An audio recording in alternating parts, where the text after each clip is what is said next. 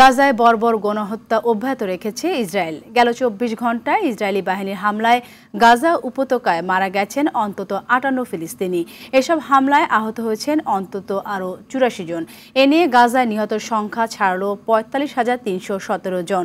আহত হয়েছেন অন্তত ১,০৮,০০০। সোমবার সন্ধ্যা এক বিবৃতিতে এ তথ্য নিশ্চিত করেছে গাজার স্বাস্থ্য মন্ত্রণালয়। বছর শেষের খুশি নগদে হবে বেশি। নগদ পেমেন্টে নির্দিষ্ট ক্যাটাগরির কেনাকাটায় ৩০০ টাকা পর্যন্ত ক্যাশব্যাক। বিবৃতিতে নিহত ও আহতের প্রকৃত সংখ্যা আরও অনেক বেশি দাবি স্বাস্থ্য মন্ত্রণালয়ের। কারণ ভবনে ধ্বংসস্তূপের তলায় অনেকে চাপা পড়েছেন।